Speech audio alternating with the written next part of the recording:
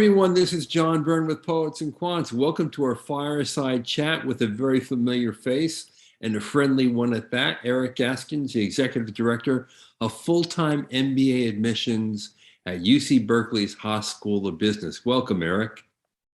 John, thanks so much for having me. And hi to all of you out there. And today we're going to kind of focus on something that we tend not to talk about when we speak to Eric.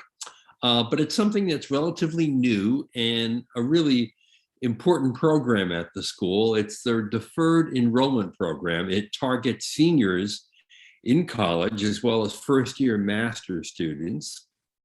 And the goal here is to get you on board early and then I guess go off to work for a few years, and you have your admission in your pocket and you can start your MBA program after you've worked for 2 to, let's say, 5 years. Is that right, Eric? That's exactly right, John. Thanks so much for that summary. So we launched this program with the intent of reaching exactly those types of audiences, those folks who are in their graduating year of either their undergraduate or those folks who want sort of directly into graduate degrees. And you started the program, was it 2 years ago? So it's just about 2 years ago, that's right. We've got 2 years worth of students that are commits to this particular program, or admits, if you'd rather. And we are in the process of our outreach for this third year. Right, so you don't have a student on campus yet, because obviously they have to go to work for a couple of years, right?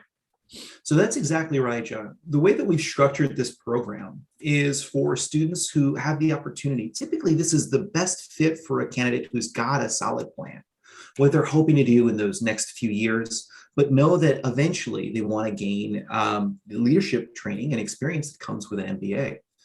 Giving those students an opportunity to secure that admission when they're in their best frame of mind for applications. Oftentimes, the best test-taking mindset as well is in the time when you're still in school.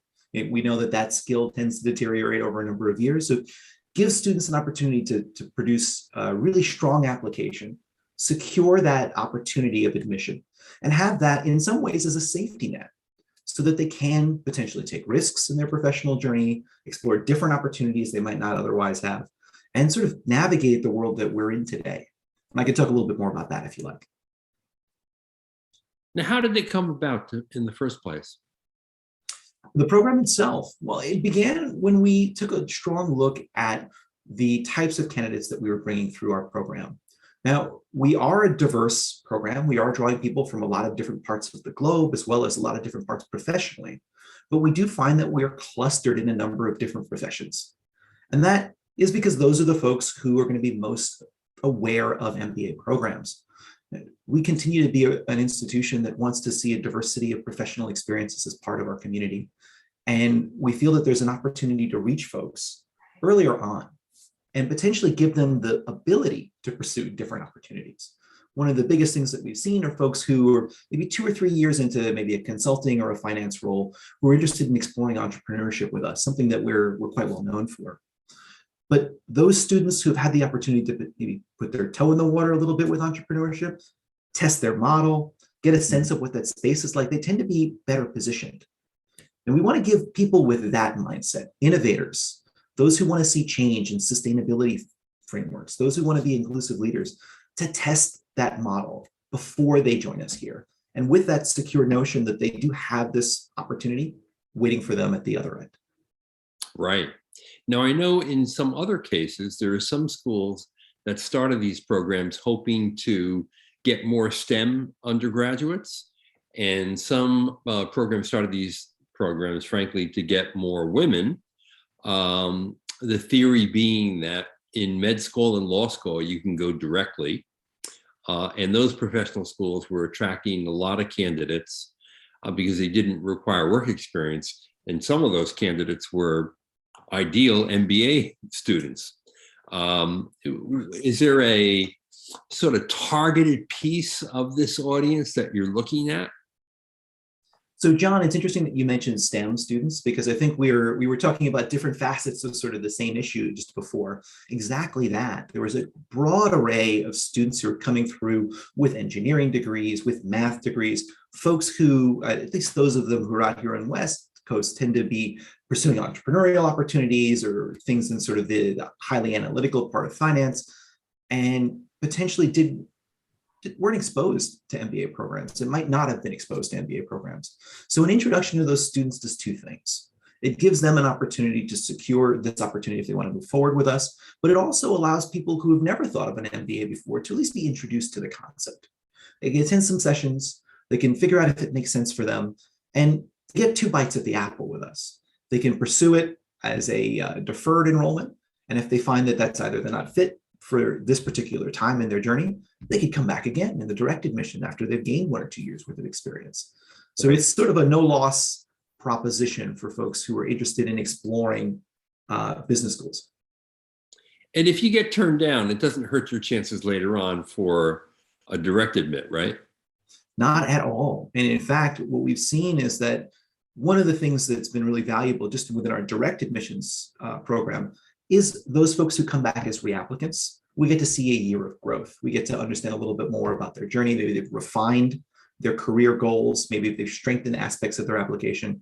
This is that opportunity on a broader scale. The opportunity to know where you've been 2, 3, 4 years ago, rather than just 1 year ago. What have you changed? How have you grown? Has your career pivoted to some degree, or have you refined your goals and reinforced them? And now show us additional evidence that supports your journey on that pathway. Now, if you're a junior at undergrad, it's a little too early to apply. Is that right? While it is too early to apply, I'm going to encourage folks to check it out, though, as an opportunity to attend information sessions and to figure out potentially when they might be scheduling testing. As of course, we are talking to people about opportunities that we review in the springtime. In your junior year, you need to start to prepare for when you might schedule testing. And so this is a good opportunity if you're at the beginning of that exploration to see if this is the right fit for you. And similarly, in addition to the seniors who are undergrads who can apply, you're also looking for applications for graduate students in their final year of their master's program. Is that right? That is right, yes. So when it comes to master's students are you seeing? So John, you're getting to the question that I was just about to get to, so appreciate the clarification there. When it comes to students who are in a master's program, what we're looking for are those who are building sort of niche skills that marry well with an MBA. And so what do we see? A mapping to those who are pursuing a 1-year engineering or 2-year engineering degree and are building a core skill set in those frameworks, but want to marry those with some business fundamentals to either be in an entrepreneurial space, to be an innovator within their professional environments. It's a good marrying and a good combo for those. But what we've also seen are people coming through public policy programs who are now recognizing that the way that they're going to have an impact on the community that they're hoping to serve is potentially by pursuing a business opportunity and allowing sort of the business world to be the agent of change for the area that they'd like to see change. Right. Now, I wonder if what you're looking for in candidates from this program differs in any meaningful way from your direct admit program. So I think it has to, right? For any type of direct admission, one of the key factors is going to be examples from your professional experience. And what we've done is we've taken a look at what is the information that we actually glean from a direct admission professional experience journey. We're looking for people who go through numbers of different opportunities. If you were a professional, if you did your, you were a consultant, you're an associate, a senior associate, a consultant, you went up that pathway, or let's say you worked in industry, in the energy industry, we see a lot of folks who come up that pathway. Already, we're talking about different professional experiences. So at the core, when we review those applications, we lean into leadership competencies. So we took these leadership competencies and we mapped them over to an undergraduate experience. What would we be seeking from undergraduates that would reflect these same leadership competencies? And what we determined is you can frame these competencies in ways that are broadly applied. A competency we look for is intellectual curiosity. A competency we look for is resilience or grit. A competency we look for is collaborative inclination. A competency that we look for is empathy. Hmm. So if I've got core competencies such as these, well, now I've got a framework to engage with candidates who don't have any professional experience. And I'll look through extracurricular, I'll look through internships, I'll look through the way the letters of recommendation are framed by either student leaders, by faculty members, to get a sense for, does the candidate demonstrate these leadership attributes or these competencies? And so the review is different in that we're drawing from different examples, but the competencies remain the same. Right. And obviously you have to put more weight on things like internships, extracurricular activities, in the absence of work experience. That's correct. Yeah. So ultimately what we end up doing is we are encouraging candidates who are active members of their undergraduate communities or their graduate communities. We are encouraging candidates who are active participants in their broader communities and their environments, and those who have held on-campus jobs and positions to really think holistically about their experiences. Now, do you have to have a job offer already? Because obviously that's often another piece of information that admissions officers have. And people who go into highly selective organizations obviously have passed through a filter, and that can give admissions a little bit of assurance about the quality of the person, the professional presence, their road ahead. So is it helpful to already have a job offer in your pocket and to communicate that to you in the deferred enrollment program? So John, it absolutely is useful for us, but not necessarily for the reasons that you've described. And hopefully I can explain that in a little bit of detail. Yeah. While we recognize that a number of institutions are going to have filters to allow a candidate to move through their own career services processes and determining whether or not they're a good fit for those first jobs out, those may not be the same criteria that we're looking for. But what is valuable for us is a notion that we want to see that you are a strong planner and that you have a set of understanding of, okay, so this is step 1, this is step 2, this is step 3, MBA is step 4, future opportunity step 5 and 6. And that you've taken step 1 is right. A really strong understanding for us that you are on your pathway. So what we want to see are strong plans. That is probably the most essential component of this, is that someone is, we allow for a little bit more freedom in direct admissions for those who are explorers, who don't necessarily know quite where they'll land. With those who are coming into this program, we're actually seeking those with very strong and concrete plans of what they're hoping to accomplish. And having that first professional opportunity secured is a reinforcement of that concept. Now, is there an interview process as well as there is in direct admit? There absolutely is. And so what we've done, though, is we've readjusted our interview process. So for our interview process for direct admission, we use members of our student community as well as alumni for that engagement framework. For these folks, we are actually doing an interview process. Prep person can do? I'm sorry, I think we might have misconnected for a second. Could you ask the question again? Yeah, I'm wondering if there's any kind of prep that a candidate can do before going into an interview with your team or an alum. So when we ask folks to prepare for our interviews, what we're asking them to do is to think holistically about the application that they've submitted to us. What is the narrative that they're hoping that we come away with? What is their future professional goal? How might we think about all the different aspects and the examples that they provided us? Preparing those examples is essential for our interview process. It allows folks to be able to say, what did I do? What did I learn from what I did? And how does that relate to my future goals? Using those key frameworks, folks can review their own applications and prepare themselves well for future interview opportunities. Yeah, that's great. Now, I wonder, after you admit someone, is there anything that happens in between the time that they say yes and the time that they actually show up on campus? Oh, well, there's so much that happens during that time, John. So those candidates who are commits to our program, between the 2 and 5 years that they have, We want to help them get to know our institution, but we also want to give them space to explore. And so what does that look like? Now, we start by building out a framework that is a community engagement platform. Currently, we're using Slack for this purpose. And that's great. Each student who gets admitted is invited to join this community with students from other years. So you're actually getting engagement from people who are at different phases in that journey towards joining us on campus. The next thing that we do is 3 times a year, we run workshops. And these workshops are run by either members of the admissions team or members of our career coaching staff. And these workshops are focused on where they are in their early career journey. And so they focused on articulating your goals to your supervisors. They focus on concepts such as, what am I learning? How do I identify a mentor within my professional organization?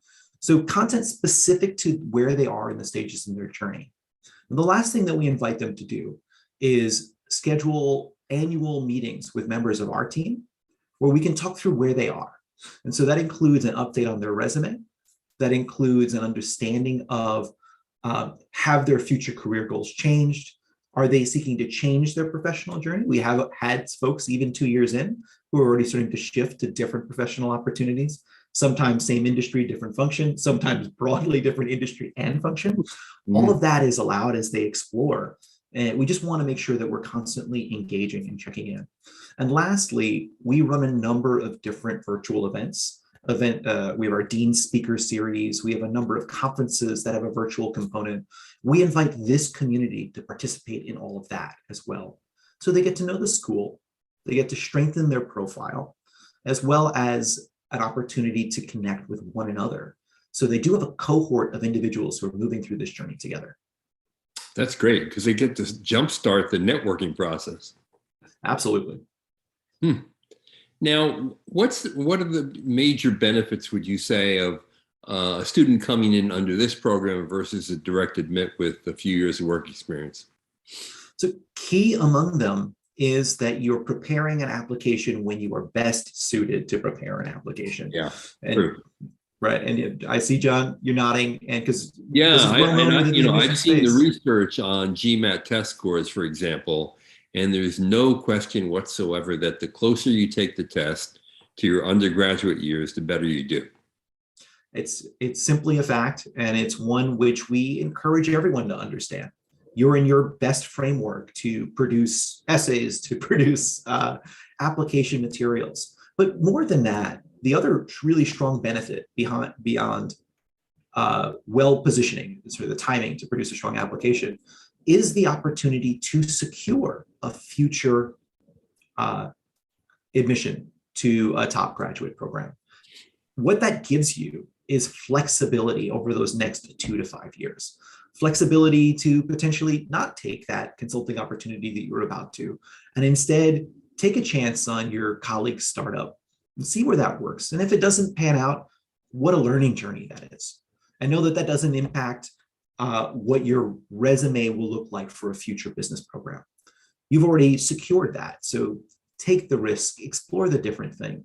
And then for us, the huge benefit is the diversity of experience that will become a part of our program, as folks are confident that they can take a chance and they can bring in that, I was part of a startup. I did it for 2 years. It didn't work out, but these are the 10 things that I learned. How valuable is that to the classroom experience? We're so excited to see folks come through with all these different experiences and understandings that might be different from our more traditional candidate base.